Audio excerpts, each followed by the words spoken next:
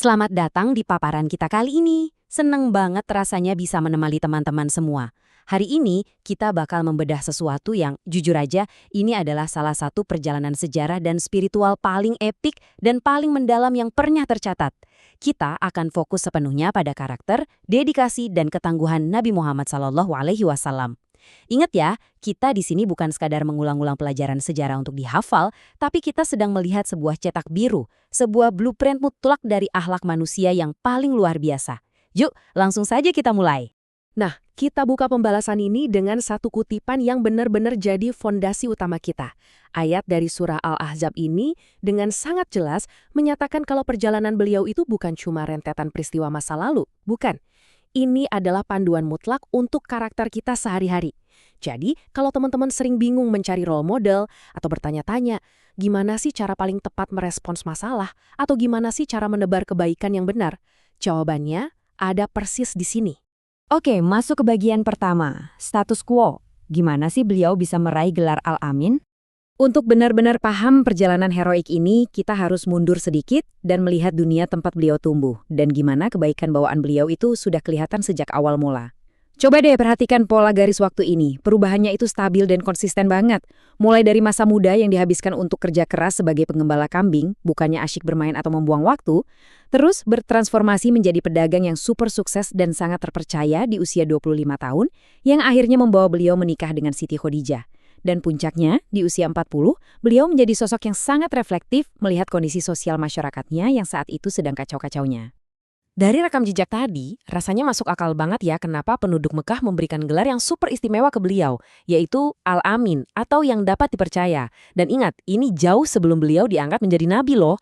Kejujuran beliau itu bukan sekedar teori manis di atas kertas, beliau adalah jangkar kejujuran itu sendiri. Bukti paling nyata adalah saat beliau melerai pertikaian besar antar kabilah soal peletakan Hajar Aswad. Beliau hadir membawa integritas tinggi, tepat di tengah masyarakat yang saat itu benar-benar krisis sosok pemimpin yang adil. Lanjut ke bagian kedua, panggilan bertindak, wahyu yang mengubah arah dunia. Nah, hal yang super menarik dari fase kehidupan beliau ini adalah rasa gelisahnya. Ketidaknyamanan batin beliau melihat budaya penyembahan berhala di Mekah justru menjadi dorongan yang sangat kuat menuju titik balik bersejarah.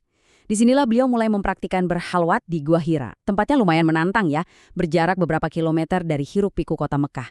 Beliau ke sana bukan untuk lari dari masalah ya, justru ini adalah fase persiapan yang sangat-sangat krusial. Ibaratnya, ini waktu untuk mengisi penuh energi spiritual dan menjauh dari godaan duniawi, tepat sebelum beliau menerima tanggung jawab yang paling besar dalam sejarah. Terus, gimana persiapan tadi berubah jadi aksi nyata? 3 kejadian di Gua Hira ini adalah titik presisi di mana sejarah manusia berubah selamanya. Bayangkan, di usia yang mendekati 40 tahun, malaikat Jibril datang membawa pesan langsung dari Tuhan. Turunnya wahyu pertama, yaitu surat Al-Alaq ayat 1-5, benar-benar memberikan transformasi yang absolut. Tepat di detik itulah, tanda kerasulan secara resmi disematkan pada diri beliau. Pastinya, menerima wahyu pertama itu adalah pengalaman yang, wow, luar biasa mengguncang. Beliau sampai pulang ke rumah dalam keadaan takut, jantung berdebar kencang, badannya menggigil, dan minta istrinya Siti Khadijah untuk segera menyelimuti beliau. Nah, setelah momen menegangkan itu, barulah turun wahyu kedua ini. Ayat dari surah Al-Mudaththir ini tegas banget. Ini tuh semacam perintah langsung dari Allah yang bilang, ayo bangkit, bersihkan diri, kuatkan kesabaranmu, dan mulailah memberi peringatan ke semua orang tentang keesaan Tuhan. Sekarang kita masuk ke bagian ketiga, aksi yang memuncak. Gimana beliau menyampaikan pesan tersebut? Poin yang benar-benar harus kita garis bawahi di sini, tugas dakwah ini susahnya minta ampun. Beliau disuruh merombak total budaya penyembahan berhala yang sudah mengakar kuat selama berabad-abad. Tapi, pendekatan beliau ini cerdas banget. Beliau menyusun strategi dan membagi taktik dakwahnya jadi 2 fase. Sembunyi-sembunyi dan terang-terangan. Pembagian ini sama sekali bukan karena beliau takut ya, tapi murni karena ini adalah strategi dakwah, mengikuti arahan waktu dari Tuhan supaya fondasi awalnya benar-benar solid. Di fase awal yang sembunyi-sembunyi ini, beliau mulai dari lingkaran orang-orang terdekatnya dulu. Dan coba deh kita perhatikan daftar pengikut pertamanya. Ini jadi bukti paling kuat soal integritas beliau. Logikanya gini, orang terdekat itu kan yang paling tahu kebiasaan dan kekurangan kita, bener gak? Tapi di sini istrinya sendiri, Siti Khadijah, jadi orang pertama yang beriman. Disusul sahabat dan kerabat dekatnya. Mereka percaya 100% tanpa mikir 2 kali. karena mereka tahu persis sebaik apa karakter beliau dari dulu. Terus, situasinya berubah drastis pas perintah untuk berdakwah secara terang-terangan turun. Waktu beliau menyampaikan pesan Islam ini secara terbuka ke kaum Quraisy yang lebih luas, responnya, wah, penolakan habis-habisan. Para petinggi Quraisy menyambut ajakan ini dengan perlawanan keras, ejekan, bahkan hinaan yang gak ada hentinya setiap hari. Tapi, justru disinilah bagian paling epik dari paparan kita. Gimana cara beliau membalas perlakuan buruk itu? Dengan kekerasan? Sama sekali enggak. Beliau memenangkan hati mereka justru dengan konsisten menjadi diri beliau sendiri. Sang Al-Amin yang lembut dan sabar. Akhlak beliau yang luar biasa mulia dan tidak mudah terpancing emosi inilah yang perlahan-lahan membuat penduduk Mekah luluh dan masuk Islam.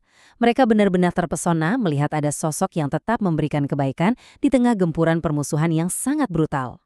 Kita lanjut ke bagian keempat, validasi ilahi, turunnya mujizat. Untuk bisa melewati ujian yang seberat itu, pastinya beliau butuh dukungan ekstra.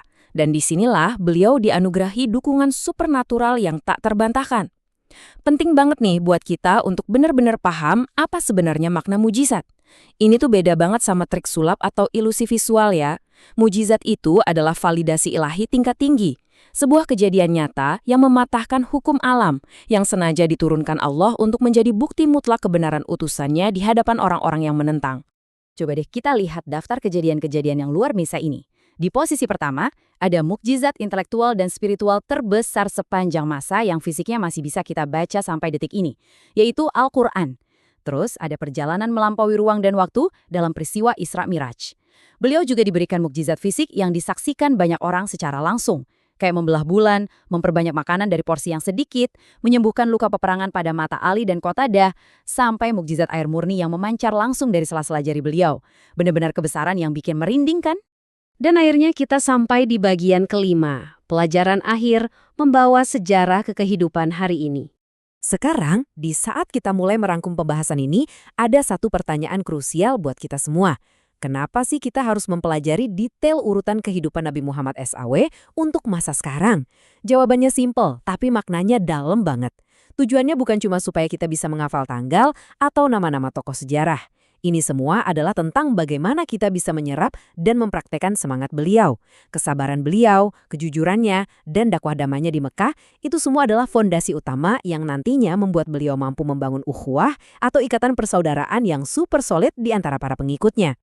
Sebagai penutup, saya mau meninggalkan satu pemikiran nih untuk teman-teman renungkan. Coba deh lihat orang-orang di sekeliling kalian hari ini. Lihat teman sekelas, sahabat nongkrong, atau keluarga di rumah. Lalu tanyakan ke diri sendiri, gimana ya caranya aku bisa mengambil karakter Al-Amin ini dan menggunakannya untuk membangun persaudaraan yang benar-benar tulus di sekitarku? Apakah aku sudah cukup bisa dipercaya oleh mereka? Jadikan pertanyaan ini sebagai refleksi nyata kita semua. Terima kasih banyak ya sudah mengikuti paparan ini dengan fokus dan antusiasme luar biasa. Yuk sama-sama kita wujudkan teladan keren ini di keseharian kita. Sampai jumpa!